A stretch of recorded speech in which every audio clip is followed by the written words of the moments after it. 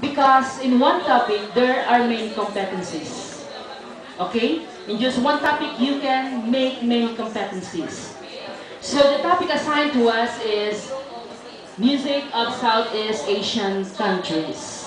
Okay, we divided the competencies into two groups. The first is for cognitive, the next one is psychomotor, and the last one is affective. But these competencies that you can see here are limited competencies. Kumbaga siya, you can do more. You can make more or better than this. Okay? So, the first one is to demonstrate understanding of the musical elements of Southeast Asian countries. So, you have to start with the different elements. And then the next one, demonstrate understanding on the vocal or instrumental music of Southeast Asian countries. That is very important. That you should have to demonstrate your understanding on the vocal. Kasi nga marami pong klase yan siya. And instrumental. Sa instrumental na lang, titingnan mo yung kayarian ng isang instrumento. Saan ba siya gawa? The classification of the musical instruments.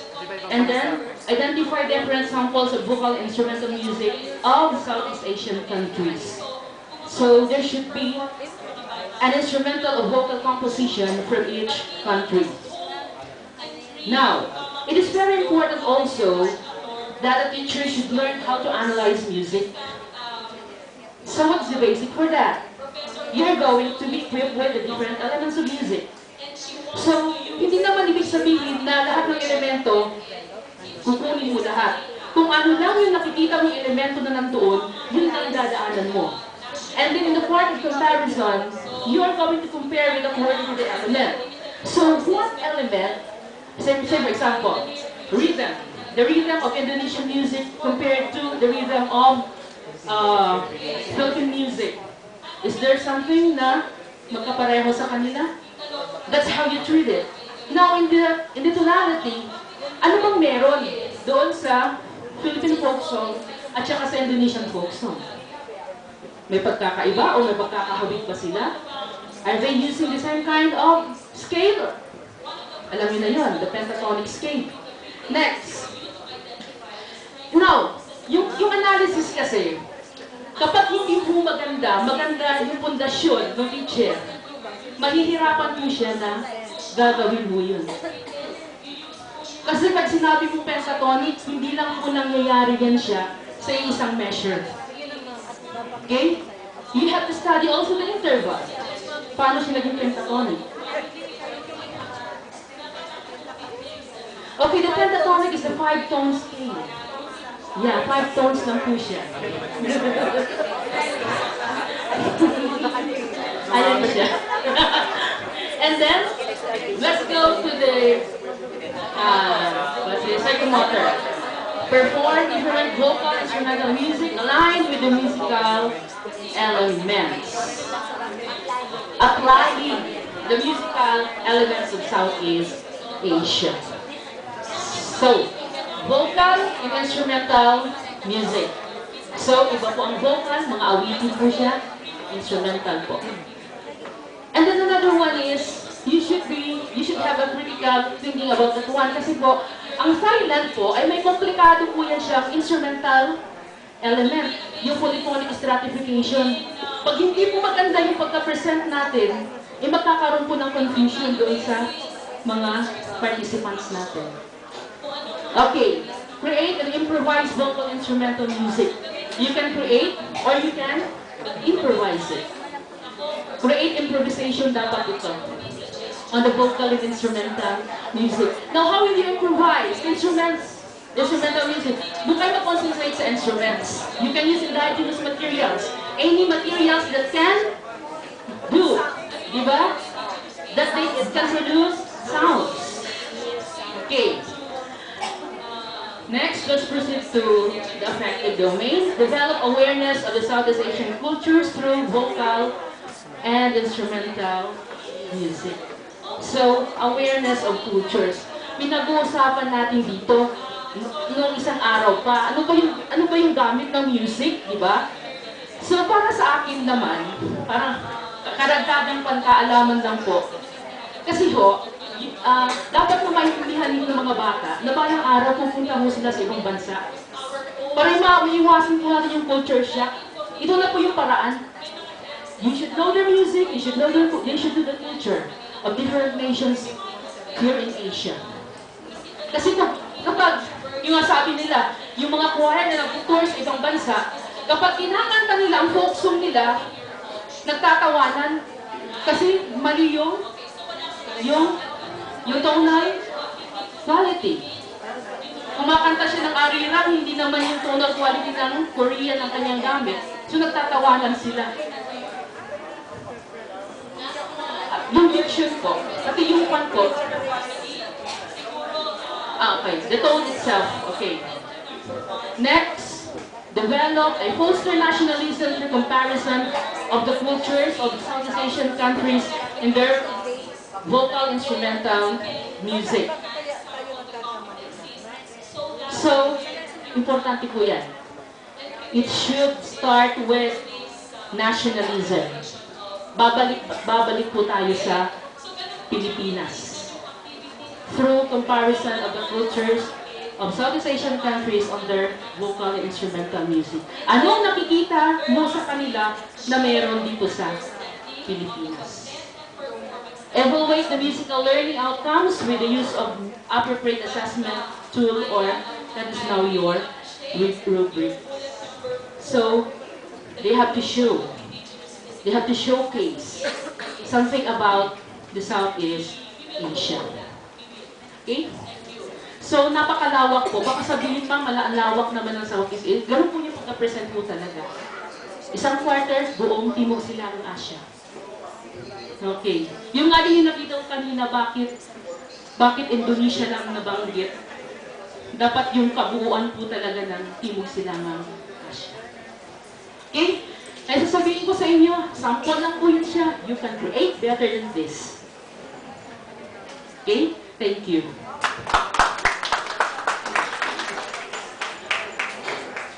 Good afternoon po. Ako naman po ngayon. Okay, siguro bago natin isunod yung pangalawa, taas po rito muna yung mga nagtuturo ng music and art. Sorry. Music and art po. Okay.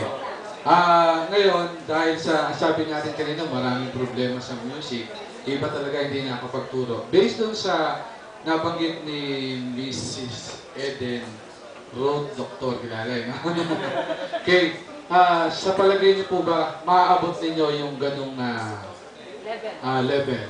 Pakitaas po yung magsasabing kaya. Okay, pakitaas po ang kamay. 1, 2, 3. Pakibaba po sa mga music. Yung nagtuturo po ng art, kayo po ang magtaas naman ng kamay dahil ituturo nyo halimbawa yung music. Pakitaas po ang nagsasabing kaya. Okay? So, nakikita na po natin ngayon na okay po ito, pero pagbaba ninyo doon sa inyong mga region, medyo magkakaroon na ng mas malalim na pag-aaral. Yun na po yung sinasabi natin. Okay po? So, this is only an example of learning competencies. Pagdating nyo sa region nyo, you can change it, you can adapt it, or modify, or mas or simplify. Okay po? So, hopefully, yung mga naririnig po natin, halimbawa, narinig yung interval. Art ako, art teacher po ako, interval. Ano yung interval? Sulat ko na. Para pababa ko, may babanggit ko sa ibang teacher yun. Nabanggit yung pentatonic. Ano ba yung pentatonic? Palagi natin binabanggit. Okay? Oo, may 5 tone. Kasi ang Japanese ay mayroong sariling style of pentatonic.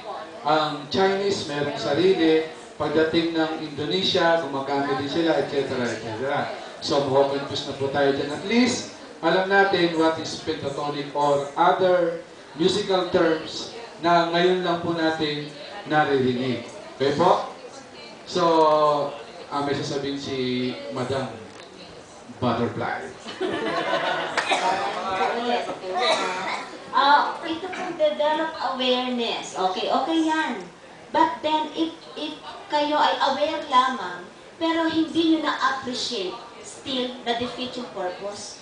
So, dapat kapag aware kayo, aware ang bata, may appreciation. Kasi mula doon sa appreciation, doon magmumula yung willingness to do more, willingness to study more, at saka yung lahat ng bagay. Kasi nandito magmumula yung sa puso eh. Pag wala, hindi lang ano sa puso natin, at dito lamang yan, then hindi natin masasabing successful yung ating pagtuturo ng music. Yun lang po. Okay, thank you very much, ma'am. So, can we go now to... oo nga pala, no, I want to introduce to you one of our writers in music, si Ma'am Mirna. Siya po ay ilang pa man, ayaw pa sabi na siya po ay bagong supervisor po ng Makati. Okay, so let's go to group number 2. Group number 2, sino po ang representative?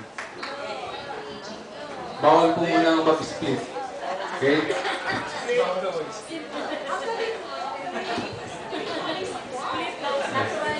Magandang hapon po. Ang inatasan po sa amin ay ang East Asian music. So these are the following outputs that we have. First, the teachers need to understand, explain the social, histo-cultural context of the music that is being discussed in the unit. Like for example, so may example tayong Molly Hua, ano yung Molly Hua, ano yung Jade Blossom, saan nanggaling yung song na yun, bakit inaawit yun, para kanino yung inaawit, or yun, background. Kaya nang sa ganun, lalong maintindihan ng teachers na tuturuan natin, nang sa ganun, matransmit nila rin ng maayos sa kanilang mga estudyante sa pamagitan ng maayos ng pag-explain ng background na yun. Then, you need to compare and analyze the characteristics of East Asian musical traditions with our own Philippine musical traditions. Yan. Example, bakit po kaya flat yung gangsa ng Cordillera? At bakit ho may knob ang gong ng Southern Philippines? Yan. According to some of the researches, yan, ang gangsa po flat kasi mas malapit siya sa anong countries malapit sa kanya na merong flat na gong na most likely related na po doon.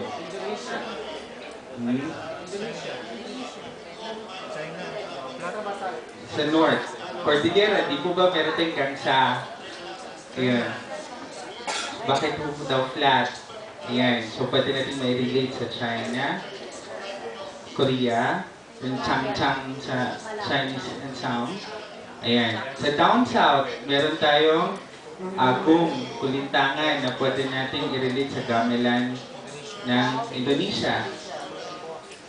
Sa kulintangan o kwintangan ng Malaysia, ng Sabah.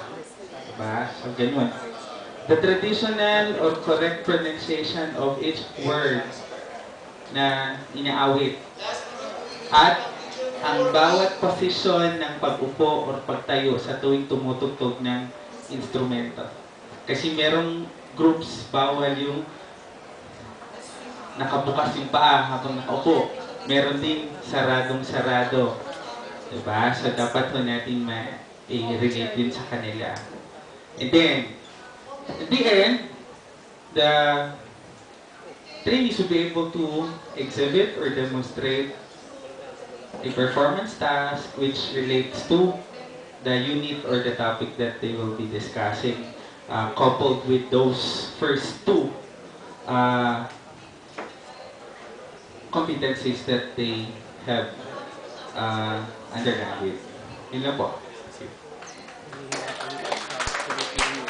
Okay, for sure, meron tayo na namang bagong natutunan, ano? Eh, bakit nga po flat yung ano? Bakit po? Kasi mahirap paluin pag meron po sa gitna. Yung mas na pa. Oo, kamay ang ginagamit. O, meron din silang ginagamit na stick. Okay? Sino po ba sa group number 3? Clear po sa atin yung ano, no, sa group number 2. Kaya namang gawin. At saka, napakalinaw, basic na basic yung pagkakagawa po nila sa kanilang learning competency. At pinaikli. Piniksi. Okay, group number 3, representative from group number 3. Sino bang group number 3?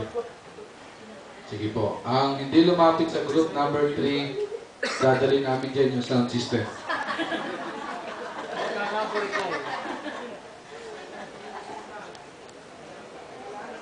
Maraming salamat po at may malapit na sa group number 3.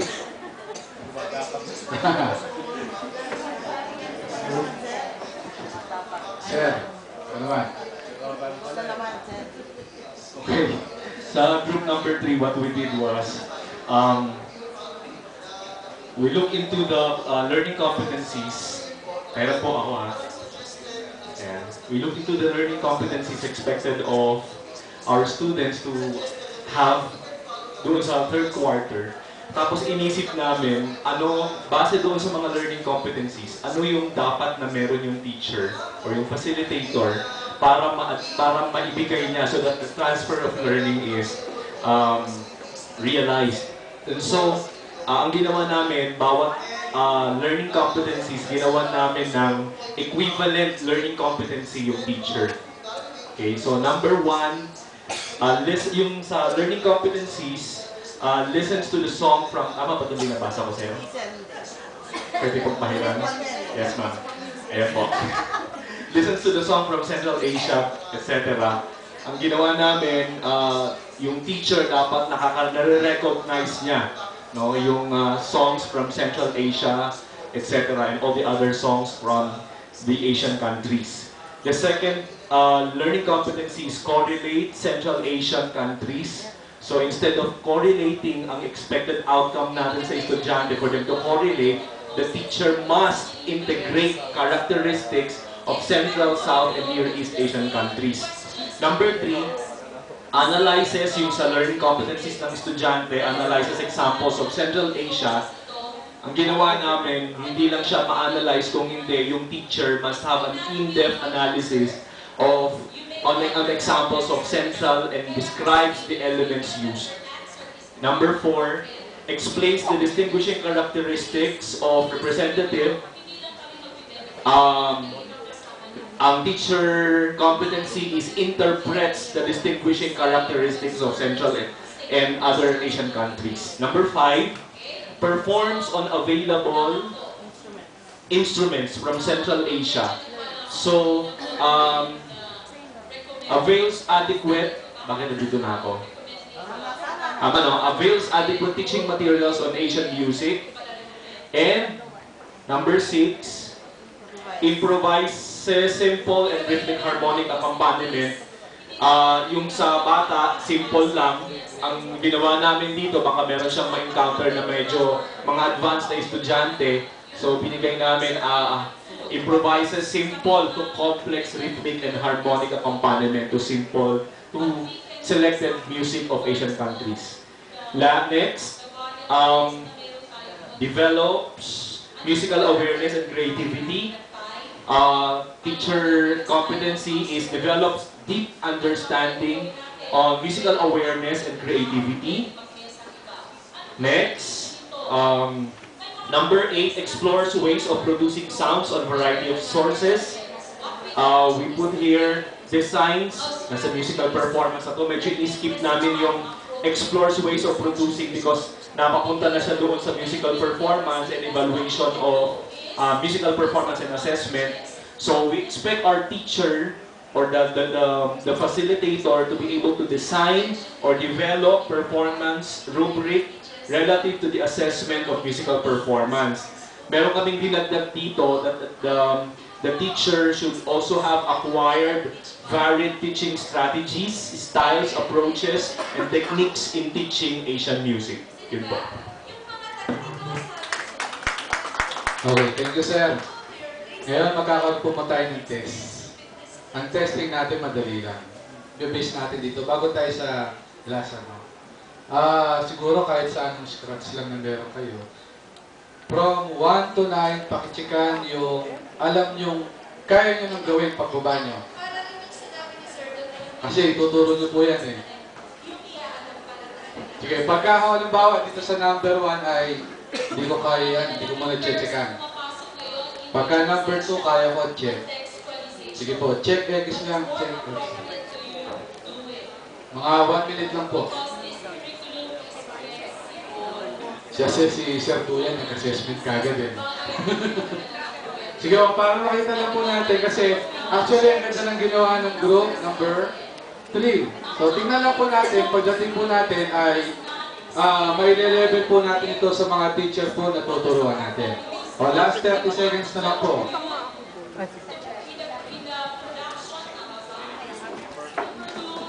O, any piece of paper.